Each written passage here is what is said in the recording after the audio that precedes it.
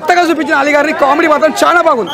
Double smart. ఇంకా ఆ పూరి అయితే మాత్రం లైగర్ షిప్ ఇంకా తీనట్టుగా ఉన్నాడు.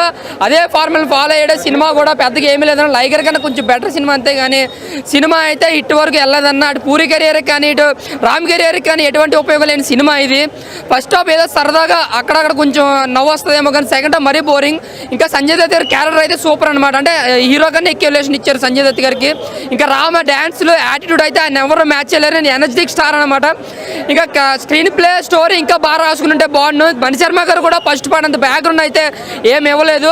బట్ సాంగ్ అయితే 1-2 సాంగ్స్ అయితే బాగున్నాయి. ఐటమ్ సాంగ్ అయితే చాలా బాగుంది. హీరోయిన్ అయితే చాలా గ్లామరస్గా చూపించారు.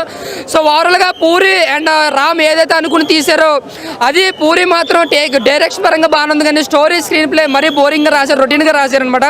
సో కమర్షియల్గా ఫస్ట్ పార్ట్ ఎంతైతే బ్లాక్ బస్టర్ చేశారో పూరి గారు, ఈ సినిమాని కూడా అలాగే చేద్దాం అనుకున్నారు. బట్ ఇంకా బాగా వర్క్ చేసి ఉంటే బాగుండు అనిపించింది నాకైతే. ఓవరాల్గా జస్ట్ ఒక బిలో యావరేజ్ మూవీ, కానీ ఎటువంటి సినిమా యాక్టింగ్ లేదు. హిట్ సినిమా అదిగో హిట్ అంటావు. సరే మనోడు మాట్లాడతాడు. హిట్ అనిపించింది. ఇతను ఏం చూసాడో నాకు అస్సలు అర్థం కాలేదు. చిప్పు తీలే అంటుండు, అద్దేలే అంటుండు. అన్ని పరంగా ఉంది. ఎందుకంటే హాలీ కామెడీ అయినా, మన పూరి జగన్నాథ్ డైరెక్షన్ అయినా, రామ్ ఎనర్జీ అయినా, హీరోని గ్లామర్ అయినా, మణి శర్మ మ్యూజిక్ అయినా, అన్ని పరంగా చాలా బాగుంది సినిమా. చాలా అంటే చాలా బాగుంది.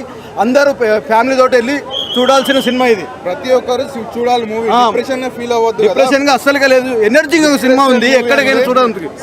స్మార్ట్ కు అది ఇది డబుల్ స్మార్ట్ అంటే డబుల్ స్మార్ట్ ఉంది మూవీ అండి.